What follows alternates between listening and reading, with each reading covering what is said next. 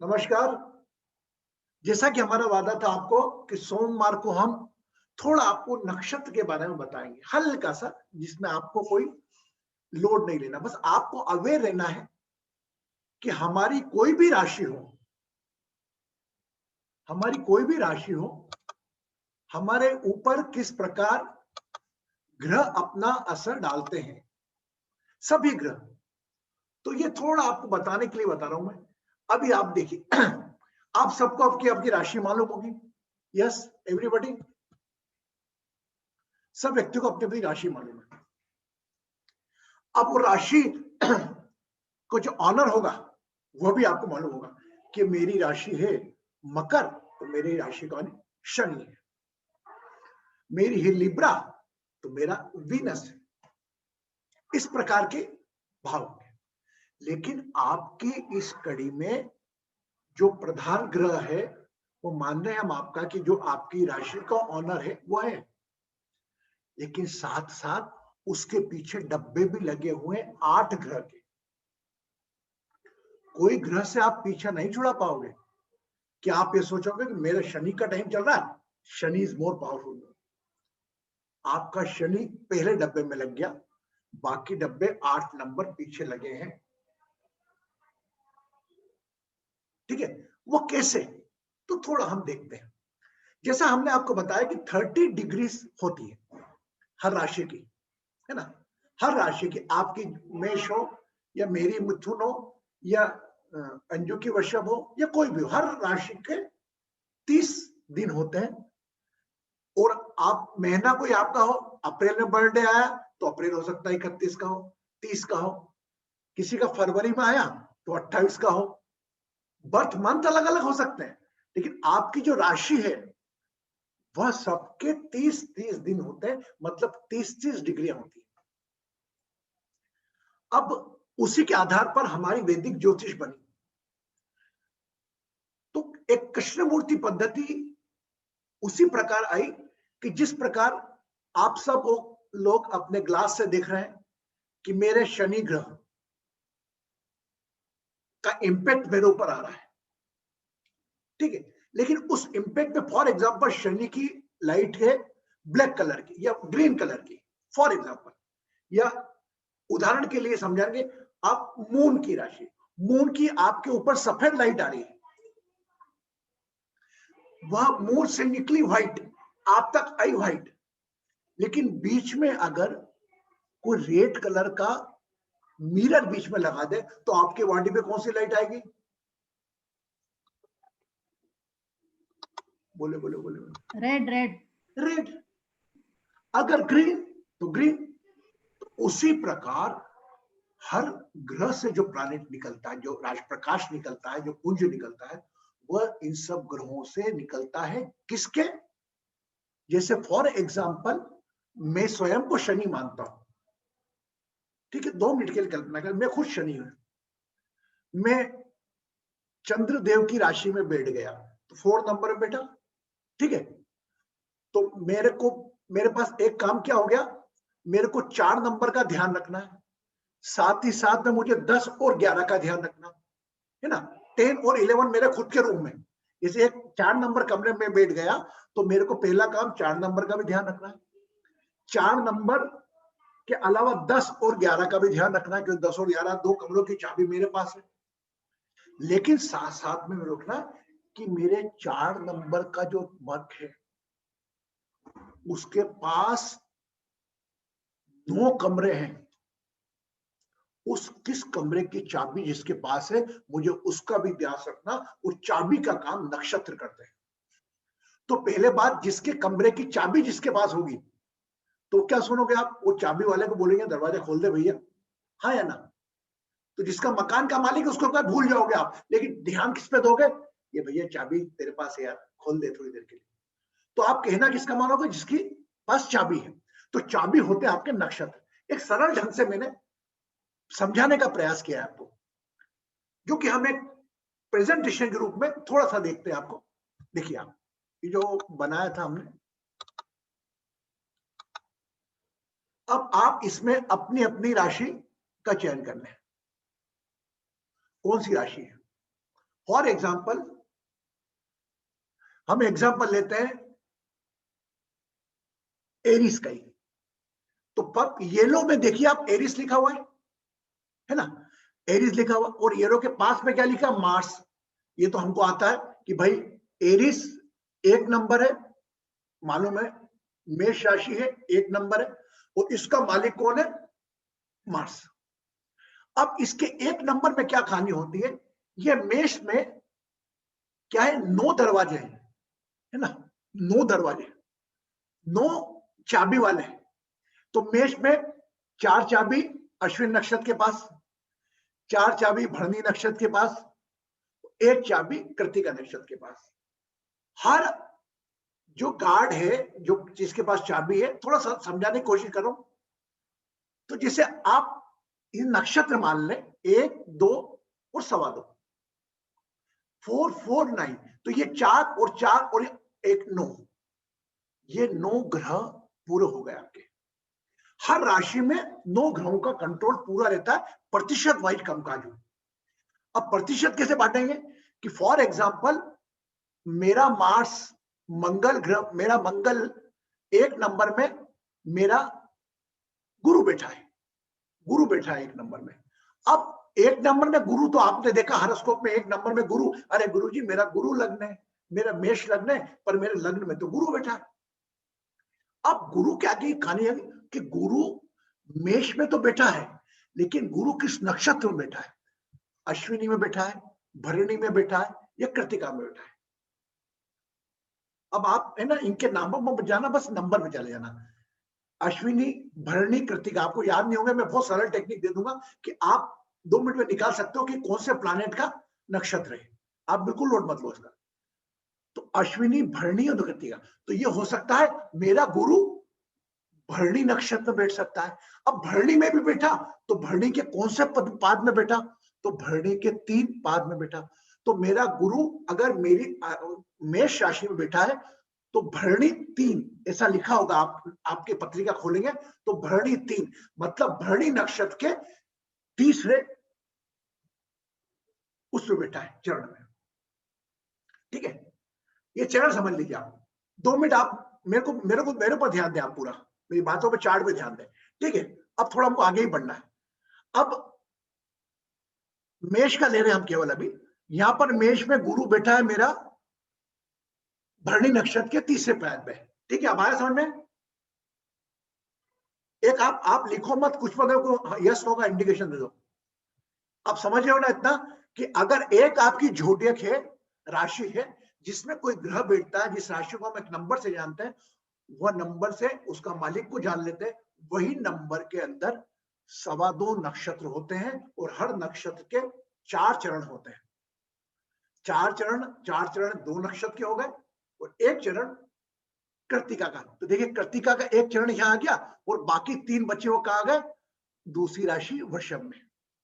तो देखिए वृषभ में 2, 3, 4, रोहिणी में 1, 2, 3, 4, है ना। अब 1, 2, 3, 4, अब ये लास्ट वाला नक्षत्र मक्षिरा के 2, क्यों, क्योंकि देखिए वृषभ राशि में 2, 3, 4, 1, 2, 3, 4, 7 पद हो गए, 9 पद से ज्यादा आएंगे नहीं, 2.25, तो ये 2 पद मिला के 9 पद हो गए पूरे।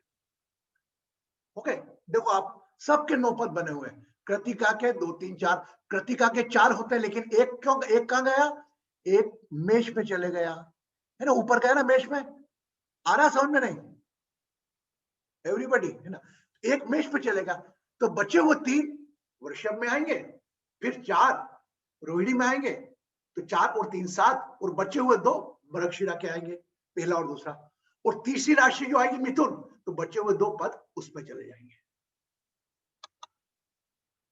थोड़ा आया, गॉट इट। गीता जी भी आज समझाने के लिए क्वेश्चंस आपके आएंगे।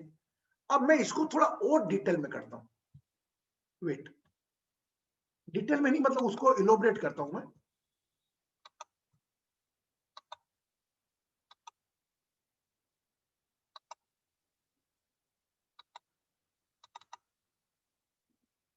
अभी देखो आप,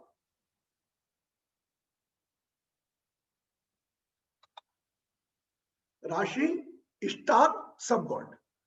अब ये राशि कौन सी देखो आप, ये क्या हो जाता है,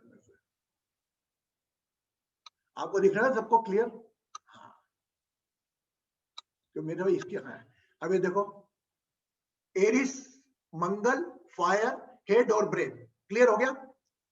एक नंबर की राशि में मंगल कंट्रोल करते हैं, एरिस में हिंदी में मेष कहा जाता है, मंगल मार्स को कहा जाता है इसलिए मार्स लिखा, यह स्थान फायर का है तो फायर का लिखा जाता है, यह कंट्रोल करता है हेड और ब्रेन को, है ना? अब इसमें नक्षत्र अश्विन के 1 2 3 4 4 पद आ गए, 4 पद भरणी के आ गए, 1 2 3 4, और 1 पद कृतिका का आया।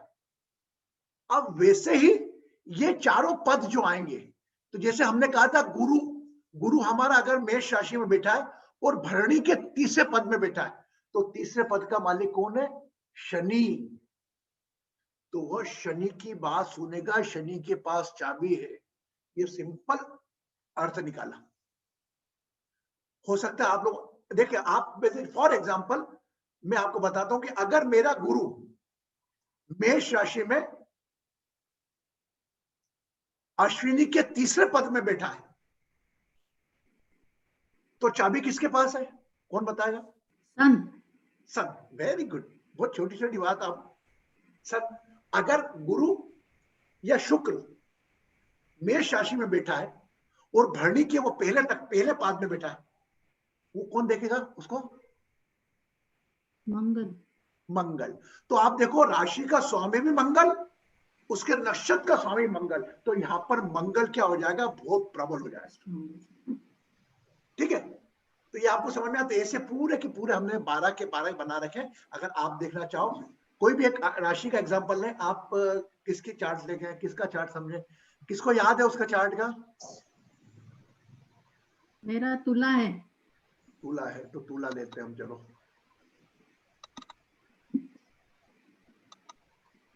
कर्क, अब जो आप तुला लेते हैं हम, देखो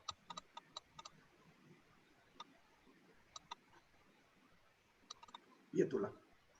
अब तुला में, तुला लिब्रा, इंग्लिश में लिब्रा, वीनस, इसका मालिक वीनस शुक्र, एयर एलिमेंट, पार्ट कौन सा रिप्रेजेंट करता है? रिप्रोडक्टिव ऑर्गन्स, है ना, ये हो गए। अब बाय चांस तुला लग्न माध्वी का है और उसके अंदर स्वाति नक्षत्र में तीसरे चरण में गुरु बैठे हैं, तो गुरु किस किस का रिटर्न देंगे? गुरु शुक्र का देंगे क्योंकि शुक्र के घर में है, और तीसरे स्वाति नक्षत्र के तीसरे चरण में बैठे, तो मतलब किसका देंगे? मार्स। मार्स का। तो ऐसे अब आप लोगों को समझ में आ गया है, मेरे को समझाना नहीं पड़ेगा। तो आप लोग ये समझें कि नक्षत्रों की दुनिया कैसी है। इसमें पहली बात, आप नामों में मत जाए कि अश्विनी, भरणी, केतु कहां याद करेंगे गुरुजी, इतना ज्यादा कॉम्प्लिकेटेड कर, तो don't go head, just I am going to explain the train of the 9 planets come first. आपका पहला डब्बा आपका, उसके पीछे हो सकता है जो प्लैनेट लगेंगे और वह प्लैनेट रिपीट भी हो जाए, लेकिन 9 प्लैनेट पूरे रहेंगे। मतलब इसको और मॉडिफाई करूं तो मेरा प्लैनेट, मैं अगर शनि हूं तो मेरा शनि का डब्बा तो लगेगा, लेकिन मेरे परिवार का पीछे डब्बा एक और है जिसमें आ रहा है। यह सुविधा केवल मुझे मिली है कि मेरे परिवार का डब्बा लगाना है। अगर मैं मेष के अंदर इसमें बैठ जाता हूं, अगर शुक्र के रूप में अगर गीता हमारे बीच में है, तो शुक्र का पहला डब्बा लगेगा, एक शुक्र का परिवार पीछे आएगा, तो मतलब 9 ग्रह के पूरे 9 डब्बे लगते हैं और जो मेन कहता है उसको देखा जाता है ना? तो आप अपना चार्ट खोलेंगे ना तो आपको you will come to know all the planets position, planet आपका किस नक्षत्र में है, किस पदा में है और उसका लॉर्ड कौन है। आपको कोई मेहनत करने की जरूरत नहीं, you will get the all detail in your chart. I am just showing as example. Agreed? Okay, now it is a questionnaire round. इसमें कोई दिक्कत आ रही है आपको? देखिए, अब मैं आपको बता रहा हूं 30 डिग्रीज बोला मैंने आपको, ठीक है? तो 30 डिग्रीज में आपके 9 पदा रहेंगे, 9 पदा रहेंगे, हर नक्षत्र के 4 पदा। तो पहले तो हम ये देखें हर पद कितने मिनट का हुआ, कितनी डिग्री का हुआ बताओ।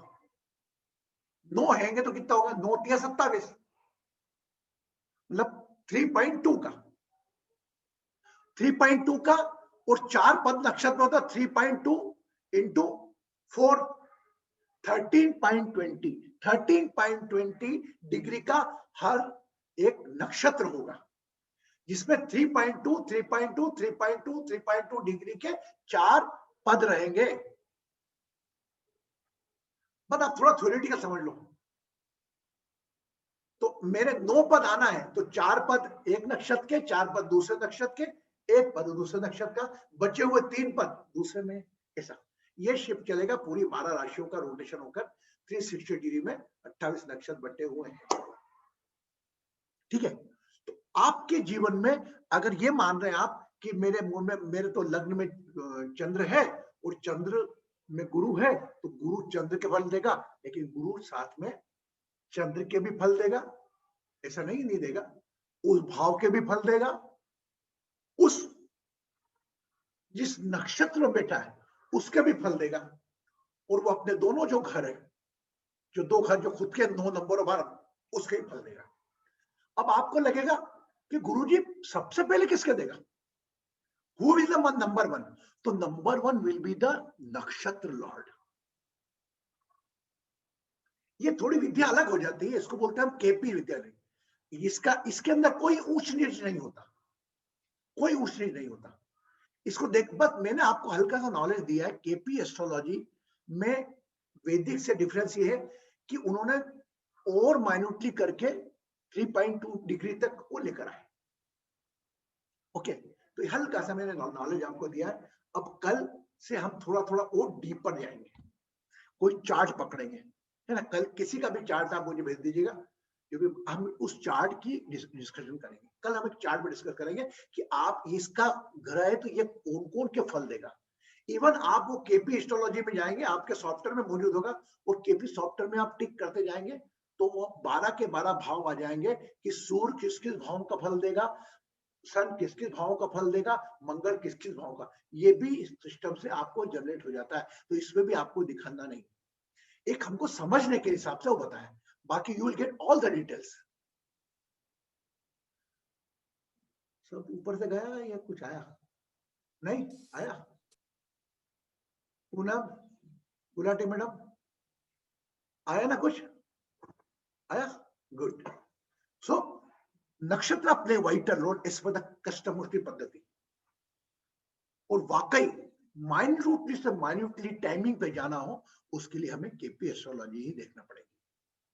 वैदिक में भी जाया जा सकता, मैं गिरी नहीं माना था, लेकिन कहीं ना कहीं आज की तारीख में प्रचलित है, क्योंकि it is a famous in the intellectual world. Intellectual people already, because इतना माइन्यूटली जाना है तो वो देख सकते थे। पता ना, मेरे 5 पुराने मित्र आए, 30 साल पुराने बेटे, क्यों आए, किस नक्षत्र कारण आए, वो निकाला हमने। अब इतना डिटेल आपको नहीं जाना, हमें तो परेशानी ये वर्तमान में चल रही है, ये हमारी कब दूर होगी, इस पर हमारा दिमाग है। क्लियर। अब now question, Jaya always last मे पॉसिबल, जया जो प्रश्न पूछती है आधे लोगों जो पूछने वाले उनके उत्तर होते। बोल बेटा। प्रणाम गुरुजी। बोल बेटा।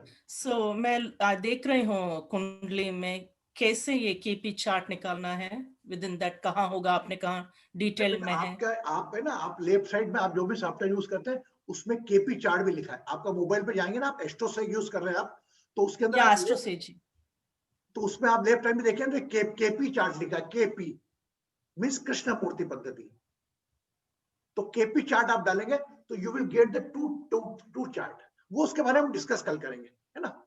हम धीरे धीरे ओके। सीखना केपी चलेंगे। सिस्टम, हाँ? केपी सिस्टम देखना, हाँ, केपी आप सिस्टम लिखा है वो है।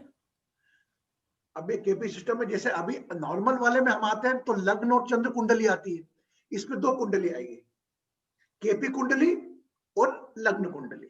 लग्न कुंडली मतलब ग्रह एक्चुअल में कहां पर है, और केपी कुंडली वो ग्रह फल किस किस के दे रहे हैं। ये इसके बारे में हम कल डिस्कस करेंगे, आज टाइम हो जाएगा नहीं। अच्छा, जितना है आप ये बताया ना समझ में। यस मुझे उस तरह जैसे आपने दिखाया वो दिख नहीं रहे हैं गुरुजी, बट कल आप प्लीज दिखाइए बेटा किसी को। जिस तरह दिखाया वैसा वो दिखेगा भी नहीं आपको। अब कल आपके चार्ट के बारे में हम डिस्कस करेंगे, then I will explain. Just I Okay. Today I am not going on the astrology chart, just I am explaining the system concept कि मेरी Yeah. एक होता है तो उसके 2.25 पद होते हैं, एक एक पद होता है, ये बताया मैंने। इसके आगे हम कुछ नहीं बात करेंगे। क्लियर? तो ये आपको Yes. क्लियर है? कल हमें कुछ चार्ट लेके समझेंगे, कल ये भी बताएंगे केपी एस्ट्रोलॉजी के। अब तीसरी चीज और आती है, ये आपको आपके चार्ट पे एक्सरसाइज करना है।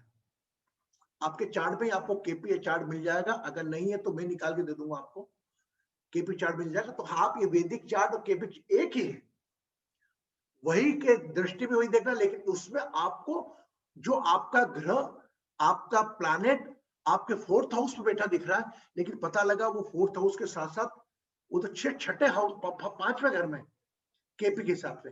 क्यों? क्योंकि नक्षत्र वो एक नक्षत्र तो है, जैसे एक नक्षत्र के 4 पद होते हैं, तो कभी कभी आपको दिखाया ना मैंने, एक नक्षत्र के एक पद तो आपका एरीज में और बाकी 3 टॉरस में, तो वो गैप के कारण वो दूसरी राशि में जम कर जाता है ना। कल हम 4 से कंपेयर करेंगे।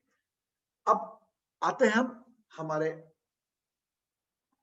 आज के विशेष जो हमने सोचा है, ज्योतिष ज्ञान थोड़ा देते रहते हैं, साथ में हम थोड़ा ज्ञान के साथ ध्यान पे भी बात करेंगे।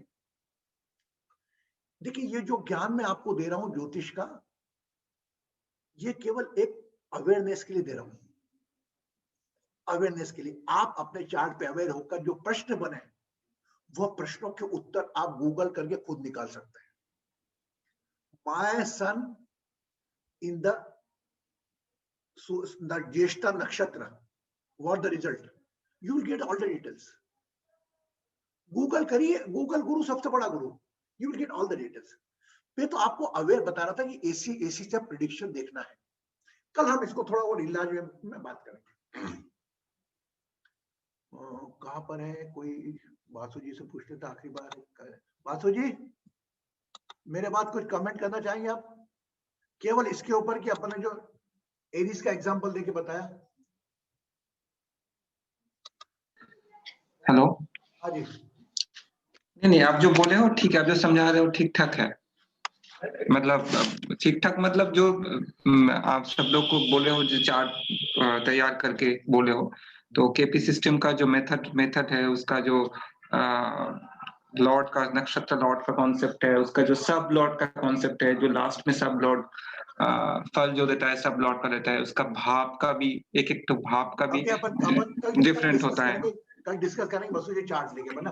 अभी तो हाँ, मेरी प्रायोरिटी थी इनको एक प्लैनेट कितने फल देता अपन ये बता दें आज। हाँ एकदम, हाँ सरल तरीके से आप बोले एकदम। हाँ तो समझ में आए, जो उसको समझ में आएगा आ जाएगा, एकदम सरल तरीके से बोले। Gita, would you like to say something? How I explain? जो समझाया मैंने बेटा, इसमें कुछ संशोधन करना चाहेंगे आप? नहीं, प्रणाम गुरुजी। नहीं, आपने बिल्कुल ठीक बेसिक से लेके चल रहे हो। आवाज आ रही है? हाँ बेसिक से लेके चल रही हो, ठीक है। बाकी मैं केपी एस्ट्रोलॉजी नहीं करती तो मैं भी सीखूंगी आपसे। अब देखो, अभी देखो, नहीं आपको नॉलेज लेने में कोई दिक्कत नहीं है, तो कि हम आप अपन ये कभी नहीं बोलना मैं नहीं सीख जानती, नहीं, क्यों नहीं, क्यों ना सीखने की कोशिश करें। नहीं, आज की तारीख में प्रचलित में केपी एस्ट्रोलॉजी, हम क्या अपनी बाउंड्रीज क्रॉस नहीं करना चाहते? क्यों नहीं करना? ये भी मैं तो केपी भी सीखूंगा, जेमिनी भी सीखूंगा, अलग अलग ज्योतिष शास्त्र। हम एक हल्का सा अवेयरनेस डाल रहे हैं, क्योंकि ये सब चीजों से, और कई तो मास्टर होते हैं कि केपी भी पढ़ लेते हैं, केपी के हिसाब से भी निकाल लेते हैं, वैदिक के हिसाब से भी निकाल लेते हैं, है ना। तो अभी केपी ने एस्ट्रोलॉजी का आपको हल्का सा नॉलेज लिखा है, लेकिन ये आप इस बात से आपको मानना पड़ेगा कि माइन्यूटली घटना कब होगी कि नहीं होगी, इसका फैसला केपी कुंडली बेहतर बताती है, या मेरा व्यक्तिगत अनुभव है। ओके, सो और दूसरा मेरे आपको बताने का तरीका यह था कि आप ये सोचें कि इसकी दशा चल रही है, और ये मेरे को तो आपको लगता है आपको 5 परिवार, हर ग्रह आपके साथ 9 के 9 ग्रह आपके साथ चल रहे हैं, ये आपको दिखाने का मेरा मेन मोटिव था। ठीक है, और शुक्ला जी भी पधार चुके हैं। शुक्ला जी ब्लेसिंग्स, कैसे हैं? प्रणाम सर, प्रणाम। अरे अभी सर एक्चुअली मेरे फोन से कनेक्ट नहीं हो रहा, तो लैपटॉप का कैमरा सही नहीं है, अच्छा ठीक है, इसलिए वो पिक्चर नहीं आ रहा था, लेकिन सारी बातें मैं सुन रहा था आपकी। अच्छा अच्छा, ठीक बताया हमने नक्षत्र के बारे में। हाँ नहीं, ठीक ठीक बताया सर, लेकिन पहले तो नक्षत्र जब तक याद नहीं होगा ना, तब तक वो चरण जो आपने बताया, इतनी डीप जो आपने बताया ना, लोगों को समझ में नहीं आएगा। नहीं नहीं आएगा। हम तो सब समझ गए। अभी तो आप देखो शुक्ला जी, अभी इतनी जल्दी अपन पहली स्टेप पे आए। आज की तारीख में आप नंबर के आधार पर प्लैनेट तक पहुंच सकते हो। नाम नहीं भी याद हो तो इनको प्रोफेशनल तो बनना नहीं है कोई, तो केवल अपनी की पत्रिका देना, बने खुद के ज्योतिष, तो केवल इनकी हॉरोस्कोप ये खुद देख पाए, मैं वो प्रयास कर रहा हूँ। मैं ये प्रयास नहीं कर रहा कि आपको पूरा पारंगत होना याद करना, क्योंकि they are already overloaded with their own bothers and worries. अभी जो लोग नए हैं ना, जो लोग नए हैं, जब तक उनको नक्षत्रों का ज्ञान नहीं होगा, नक्षत्र याद नहीं होंगे, तब तक जो नक्षत्रों का जो चरण है, ठीक है, वो जो 4 चरण जो आपने अभी बताए, ठीक है, एक चरण 3 डिग्री 20 मिनट का होता है। एक नक्षत्र जो पूरा होता है 13 डिग्री 20 मिनट का होता है। जब 13 डिग्री 20 मिनट को जब 4 भागों में बांटते हैं तो 3 डिग्री 20 मिनट का आता है, ठीक है। और एक नवांश जो होता है वो भी 3 डिग्री 20 मिनट का होता है। तो जो अभी आपने बताया, ठीक है, इसको और सरल तरीके से कि वो ग्रह नवांश में किस राशि में गया, उस राशि का जो स्वामी है उस पद का स्वामी है। चलो अब ये कल डिस्कस करेंगे। शुक्ला जी धन्यवाद, थैंक्स फॉर योर। अब ये शुक्ला जी ने भी कहा कि ऐसा का ऐसा नवमांश में भी देखा जाता है हमारे वैदिक में, जो कि नवमांश के हिसाब से बनाएंगे वो 3.2 डिग्री काटकर, जो समानता वैदिक में से फोकस कहा गया है कि शादी के लिए देखा जाता है ना। इसके बारे में हम और चर्चा, अभी तो केपी कंसेप्ट क्या है, हम उस कंसेप्ट पे जाने की सोच रहे हैं, ठीक है। हमें कंसेप्ट क्या, अंदर डीप नहीं जाना। किताब का नाम क्या है, केपी एस्ट्रोलॉजी, उसके ऊपर क्या है उस पर जा रहे हैं हम। नंबर 3, आज हम करेंगे बात एक जो गहन ध्यान है, जो कि हर इंसान को हर पल करना चाहिए। हम तो डिवाइन एस्ट्रो हीलिंग की प्रोसेस में हम करते ही हैं। वह ध्यान है कृतज्ञता का, ग्रेटिट्यूड मेडिटेशन। मैं आपको इतने मेडिटेशन दूंगा कि आप थक जाएंगे, लेकिन मेरा मेडिटेशन कराना एक प्रकार का एक बहाना है आपको आंखें बंद करके बैठने से। और आंखें बंद करके शुरू के 5 या 7 मिनट में हम अपने आसपास की गतिविधि से डिटेच होकर अपने आप से जुड़े। सामान्यतः मैं उसको ही ध्यान बोलूंगा। अब आप दूसरे शब्दों में समझे,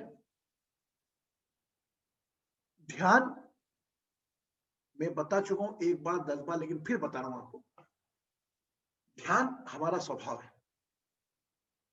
कोई भी काम हम ध्यान से कर रहे हैं। अगर माँ एक बच्चे के लिए रोटी बना रही है, वो भी एक ध्यान है।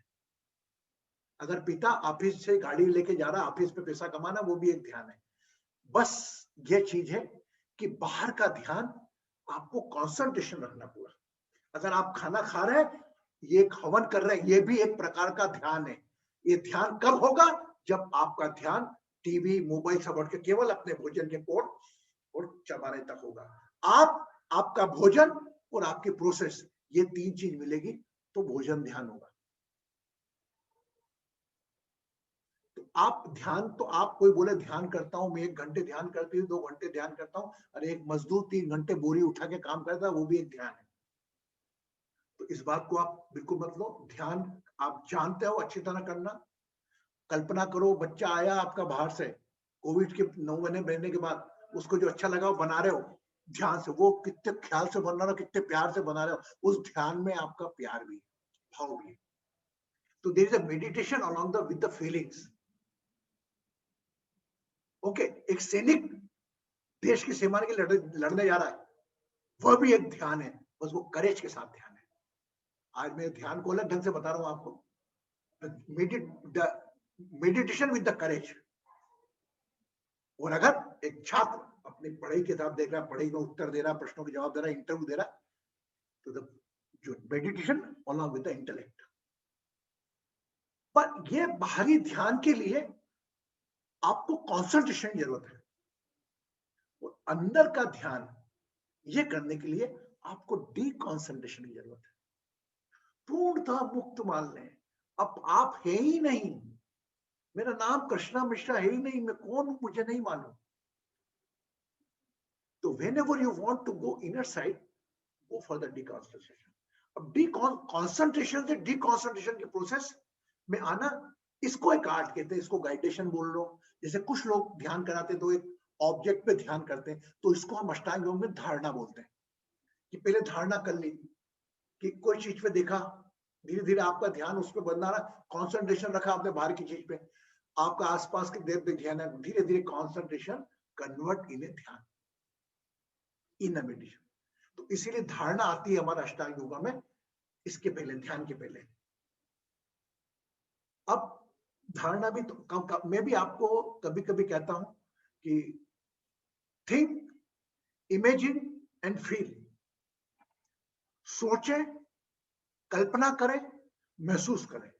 तो मैं जो भी आपको बोलता हूं उसके बारे में सोचें, उसकी जैसी कल्पना, इमेजिनेशन चालू करें, और इमेजिनेशन हुआ कि नहीं इसको फील करें। कई बार होगा, मैं कहूंगा इमेजिनेशन कर लोगे आप, पहली बात तो आप विचारों में इतने ग्रस्त होगे, आंखें बंद है, सोच भी नहीं पाओगे।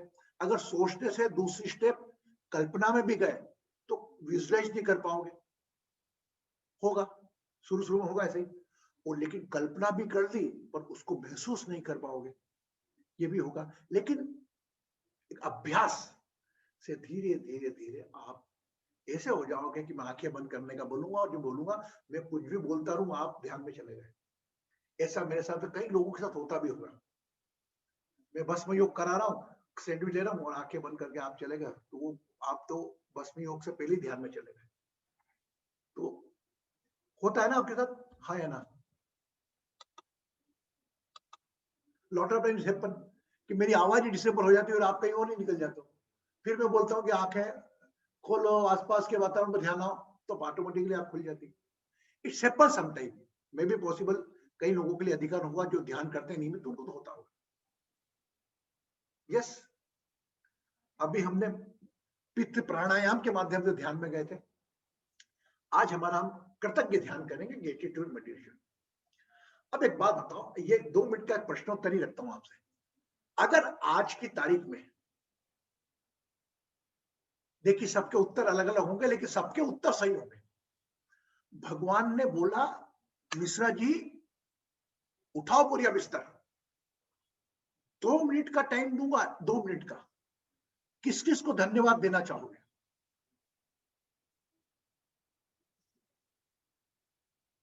क्या बोलोगे? आप सबके जीवन में अलग अलग लोग अलग अलग कैटेगरी में आएंगे, हाँ या ना? आप कल्पना करो ये चीज को कि आपको बोला जा रहा है कि भगवान जी आ गए, बोले भाई साहब चलो 2 मिनट के अंदर किन किन लोगों को धन्यवाद देना, थैंक यू देना, बोलो बस छूट रही है। कभी कभी होता ना, अपन ट्रेन बैठ जाते हो और ट्रेन निकलने वाले होते, किस किस को हाथ हिलाए, तो किसको ध्यान है? तो सोचो, सोच पाओगे? चलो सोचो, किसको कौन बोलेगा? If such situation come with you, मैं तो प्रे करता हूँ भगवान करे कभी नहीं आए वो, जब तक आप स्वस्थ रहे, आरोग्य रहे, बने। कोई किसको दोगे? कोई बोलेगा मेरी मम्मी को दूंगी, कोई बोले मेरे पापा को दूंगी, कोई बोले मेरे पति को दूंगी, कोई बोले मेरे बच्चों को दूंगी, है ना? ये सब नाम इन्हें गुरु आएंगे, बहुत कम लोग होंगे अरे मैं मेरे गुरु को दूंगी, है ना? गुरु के बाद में आएगा माता पिता, वो कहने को ठीक है, माता पिता भगवान के पहले सब शब्दों में, लेकिन पहले मेरी मदर को दूंगी, और वाकई सत्य भी है। इसीलिए गुरु को बदला, गुरु माता पिता गुरु बंधु सखा। तो गुरु वो माता को बोल रहे हो, पिता को बोल रहे हो, भाई को बोल रहे हो, दोस्त को बोल रहे हो, मतलब गुरु को ही बोल रहे हो। हम एक शब्द में सीमित कर लेते हैं उसको, वो विशाल है गुरु शब्द। सामान्यतः पहले आप इनके दोगे धन्यवाद, है ना? यही दोगे ना धन्यवाद। अब ये सब लोगों का जीवन भी कौन चला रहा है? नेचर, प्रकृति। इसको धन्यवाद नहीं देंगे हम, है ना? क्योंकि we are getting it free. तो वेनेवर भी, तो ये ग्रेटिट्यूड मेडिटेशन। अब आप देखें, आपको एक सावन में आप रुद्राभिषेक करते हैं, लघु रुद्र दमक चमक के साथ, है ना? चम्मे नम्मे आता है ना, चमक दमक के साथ। तो प्रकृति के हर चीज में जो आपने प्रकृति की आज की तारीख तक प्रकृति की या रिश्तों की जो भी चीजों का उपयोग किया है और आने वाले जीवन में जो उपयोग करने जाओगे, उन सब की कृतज्ञता देना एक प्रकार का रुद्राभिषेक है। सरल शब्दों में मंत्रों की गहराई में उतरो, आप मंत्रों की मीनिंग में जाओ। मैं इसमें हूं, मैं उसमें हूं, मैं इसमें हूं, मैं उसमें हूं, तुझको नमस्कार, इसको नमस्कार, उसको नमस्कार, तम नम मम नम, नम तुझे नमस्कार, मेरे को, मेरे पेड़ को नमस्कार, पौधे को नमस्कार। ये सब एक कृतज्ञता है। नमस्कार तो जो भूखा है आपका नमस्कार का, ये तो आपका दायित्व है कि उसको आपको प्रणाम करना है। इट्स योर ड्यूटी टू पे द ग्रेटिट्यूड। तो आज हम थोड़ा ग्रेटिट्यूड की तरफ जाएंगे। अब गाइडेड करूंगा आपको, देखना फिर आपका, मैं भी आपके साथ ध्यान करता हूं। और ध्यान के बारे में कोई विशेष ना पूछना हो किसी को प्रश्न, आज ध्यान के ऊपर हमने टॉपिक निकाला। Any question arise for the meditation, कोई प्रश्न ध्यान के बारे में आए, शर्माना मत, कोई नया हो तो ही पूछ लेना मुझसे, यू कैन आस्क मी। बोल पूनम।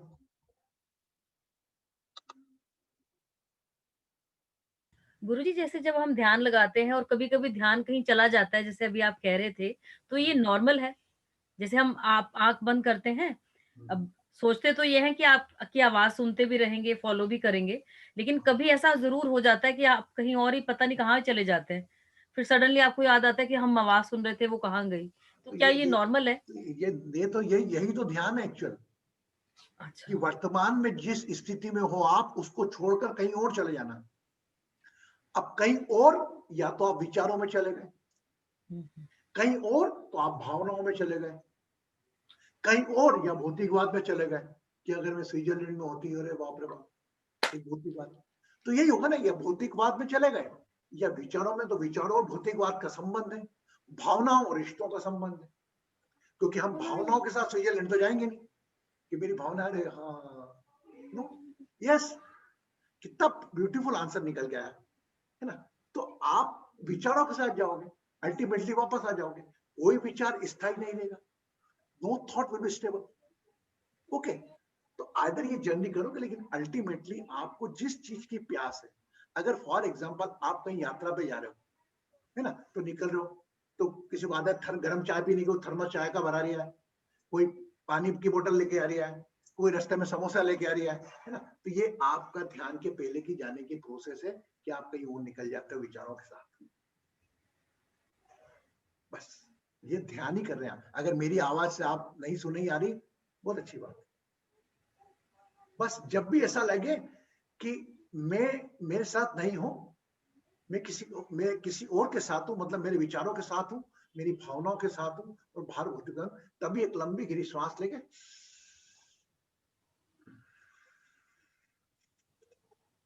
श्वास पे ध्यान देना। तब भी आपको ऐसा लगे कि यार मेरी श्वास नहीं बन रही, फिर भी नहीं आ रहा है, तो खट से दोनों लंबी करके एक लंबी गहरी श्वास लेके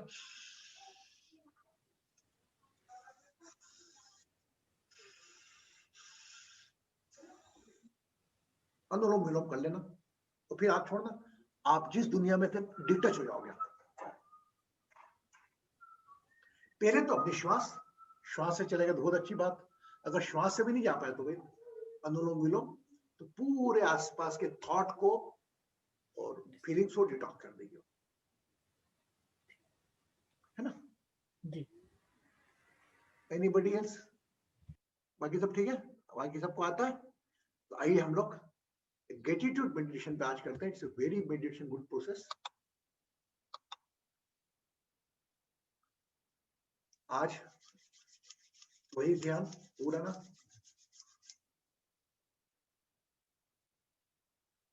एक दो 3 4 5 6 7 8 9 10 11, 1 2 3 4 5 6 7 8 9 10 11, 1 2 3 4 5 6 7 8 9 1 2 3 4 5 6 7 9 10 10 10 11, 2 3 4 5 6 7 8 10 11, 1 2 3 4 5 6 7 8 9 10 11, 1 2 3 4 5 6 7 8 9 10 11, 1 2 3 4 5 6 7 8 9 10 11, 1 2 3 4 5 6 7 8 9 10 11।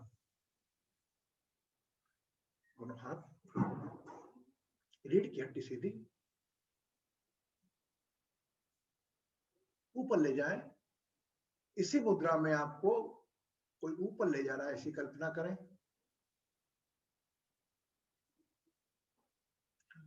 दोनों मुट्ठियों को दोनों जोर से भींच लें।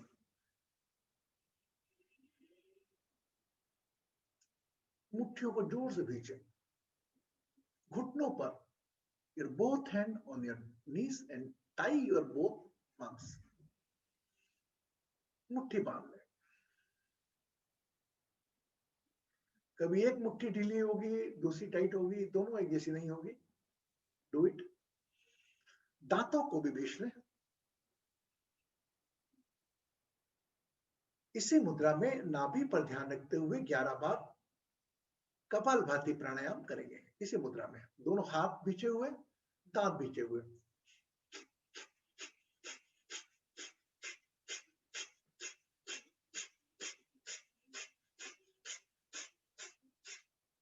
फिर 11 बार।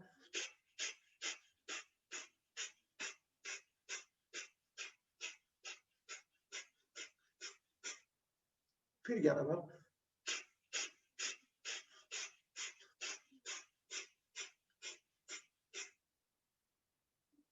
हाथ बंधे हुए, दांत भींचे हुए, धीरे से अपना ध्यान सेंटर पॉइंट ऑफ चेस्ट पर।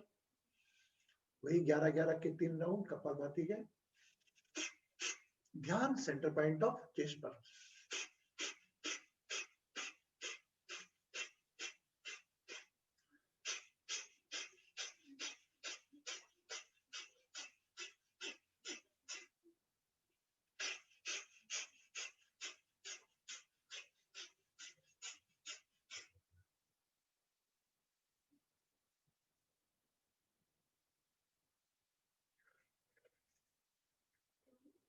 धीरे से अपना ध्यान थर्ड आइज पर। 11-11 के 3 राउंड।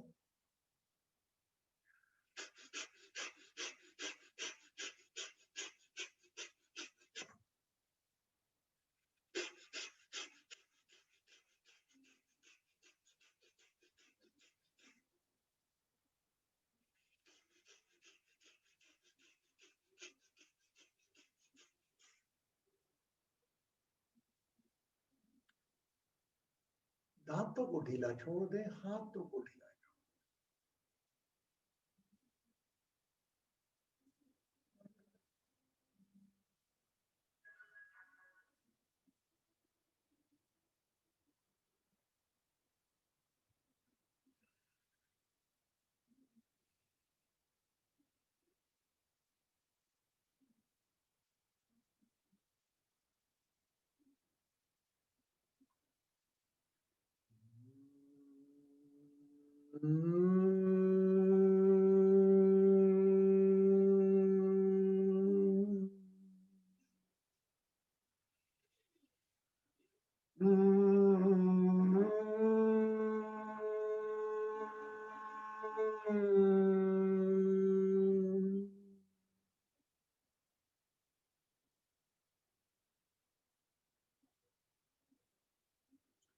पूरा ध्यान अपने बाईं हथेली पर। कल्पना करें आपके नोस्ट्रल्स आपकी बाएं हथेली पर है।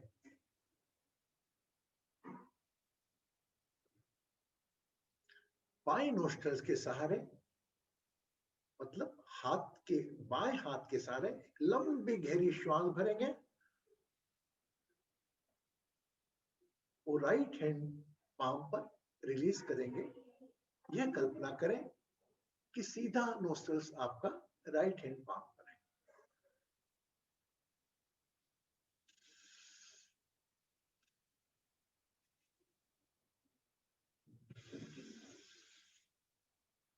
है। राइट हैंड से इनहेल करेंगे और लेफ्ट पाम पे रिलीज करेंगे।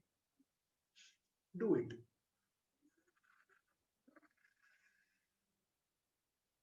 Exhaling breath, showering on your left palm and right palm. बाहर जाने वाली श्वास क्रम से सीधी हथेली या बाई हथेली पर आती रहे।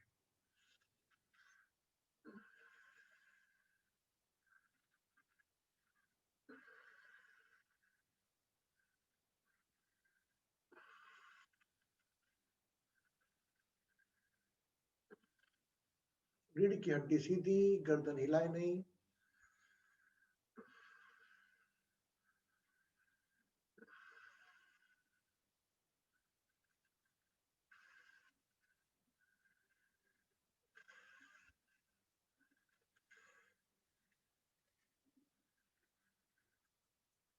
श्वासों में गति लेकर आए।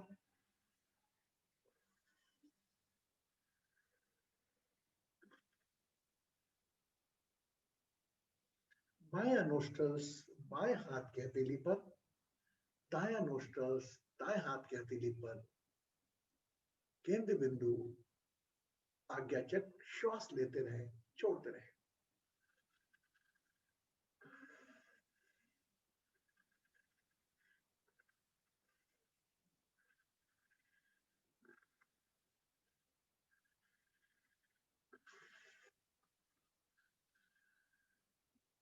You get the image of ulta V, opposite V. Left palm to third eye to right palm, right palm to third eye to left palm. Do it.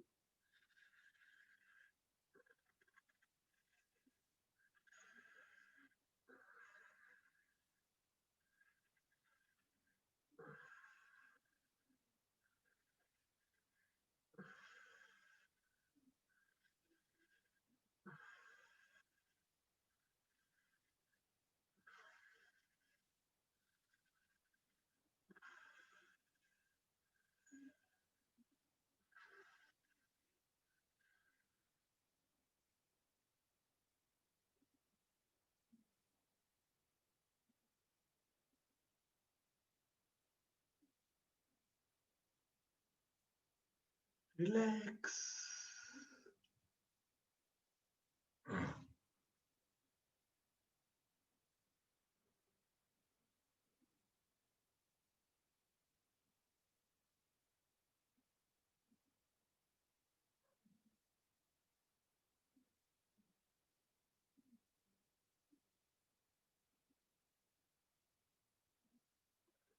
Try to realize the energy flow on your both palm. प्रयास करें ऊर्जा संचरण को महसूस करने का दोनों हथेलियों पर।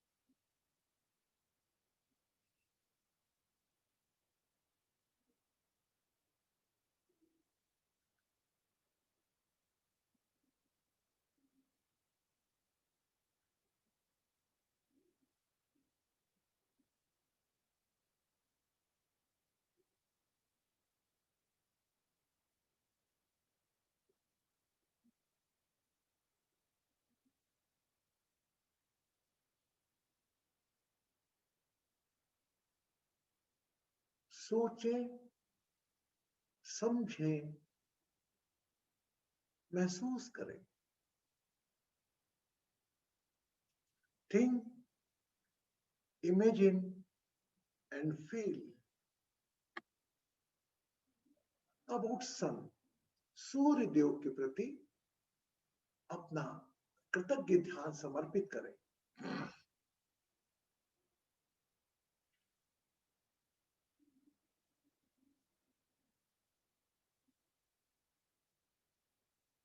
सूर्य देव की रोशनी, प्रकृति का संचालन करने वाले तत्व सूर्य देव को कोटि कोटि नमन।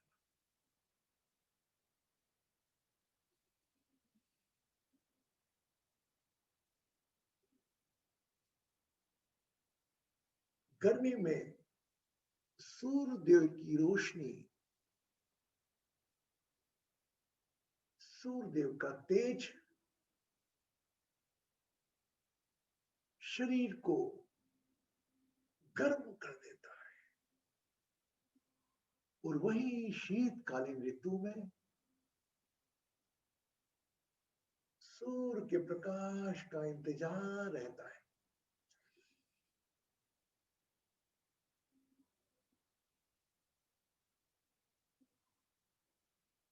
Become aware of your father.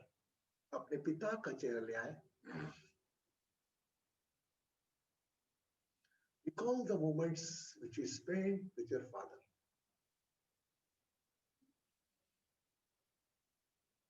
इस वक्त पिता या पुत्री के अलावा कुछ नहीं।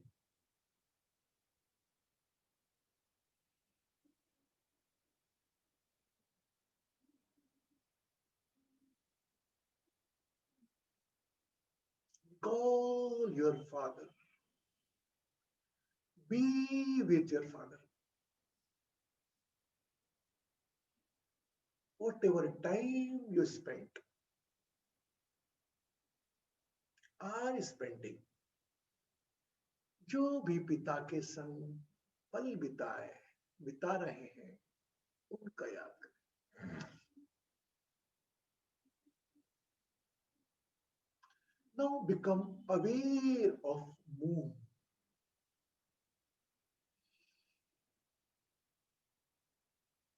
Who provide only cold light, शीतलता चंद्रमा की। कृतज्ञ हो चंद्रदेव के।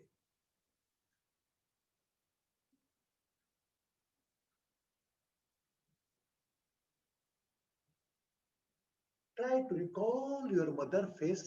अपनी मां का चेहरा आंखों में ले आए। Whatever time you spent with your mother, are spending. कृतज्ञ हो उस पंच तत्व शरीर के, जिसने पीड़ाएं झेल आपको मुस्कान दी।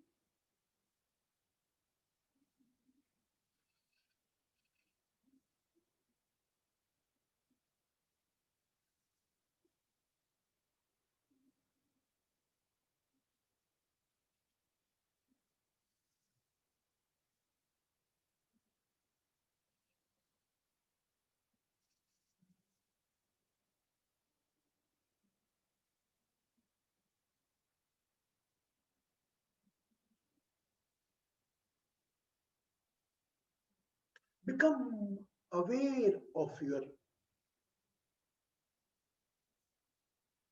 body blood is traveling, running fast. So 1,000 kilometer in your body. शरीर की रक्त संचार तंत्र, रक्त को कृतज्ञ हो, महसूस करें।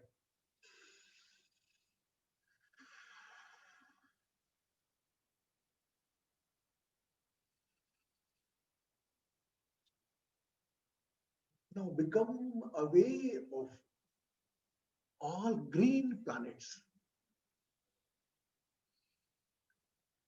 They are providing oxygen to you for your breath. जो वृक्ष है आपके द्वारा छोड़ी गई अशुद्धियों को स्वीकार कर आपको स्वच्छ हवा देते हैं। Become all the greenery of the divine.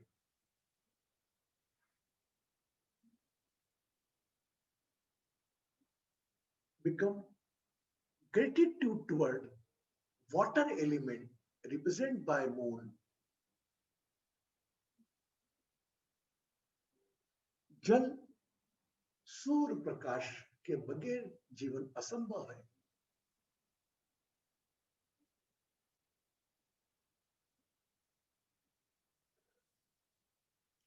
कृतज्ञ हो इस धरती के जो अपना सीना चीर कर आपको अनाज देती है, सब कुछ सहती है।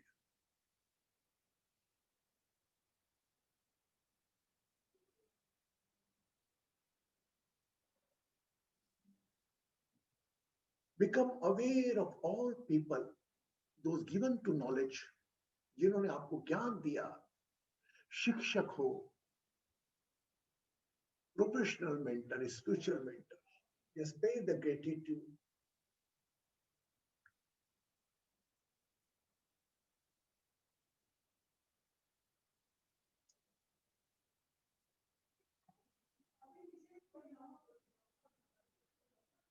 And wives think about their husbands and children.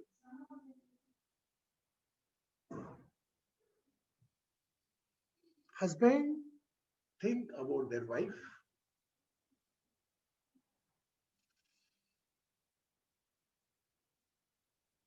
एक साक्षी भाव से कृतज्ञ प्रणाम करें, वह घर का छोटा हो या बड़ा।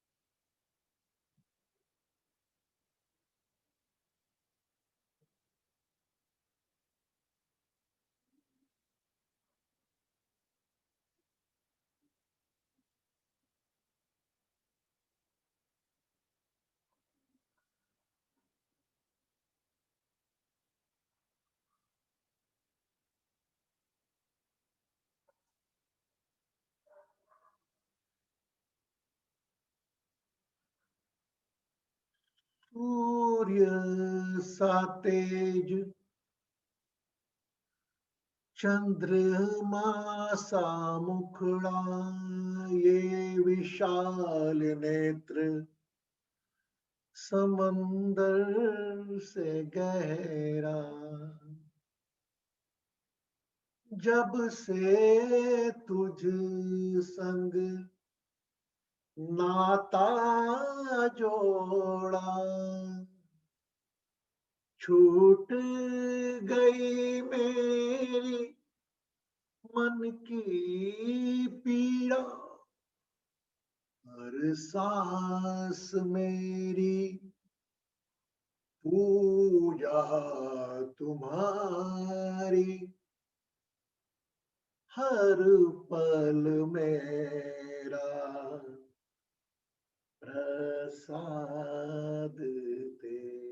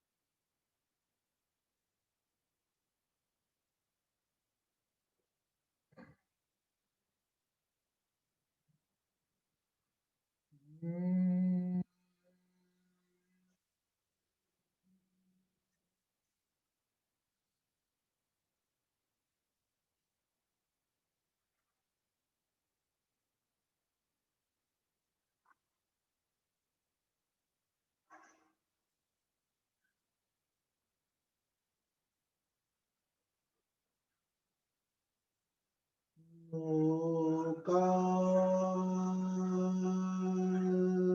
समस्ता सुखिनो भवन्तु।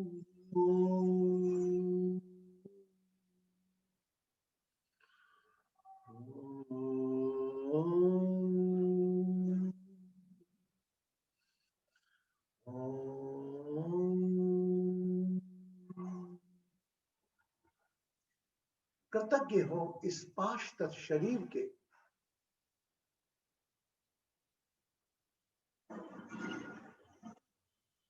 अपने इस नाम के, जो भी आपका नाम है,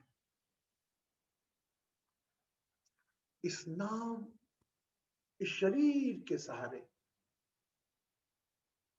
जो आपकी आत्म यात्रा चल रही है, हर पल कृतज्ञ है शरीर के एक एक अंग के, रोम रोम के, जिसे प्राणवायु श्वास वह तत्व दे रहा है जिसे भगवान कहते हैं।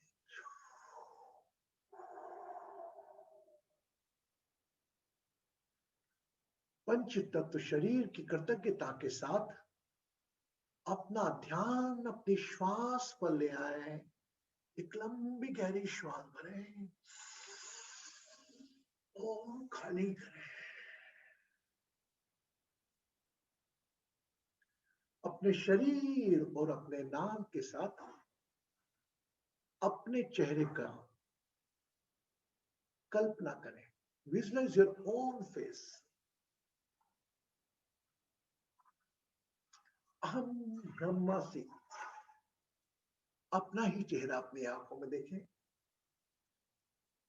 एक मुस्कान के साथ, एक तृप्ति के साथ, एक कृतज्ञ भाव के साथ अपनी आंखें, अपना समय लेते हैं, खोल सकते हैं। You can open your eyes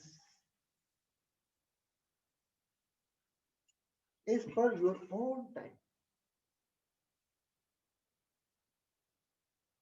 Whenever you open your eyes, take the glass of water, cover by right hand. हाथ में चल लें, जब भी आंख खोलें दूसरे हाथ से बंद करें।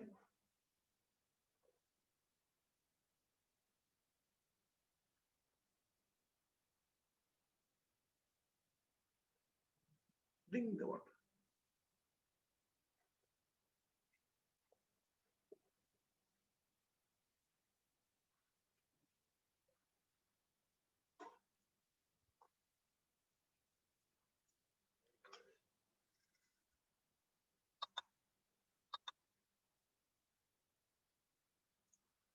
तुझ में नारायण, मुझ में नारायण, सब में नारायण नारायण। हमने, आप कैसे हैं? How are you? गुड।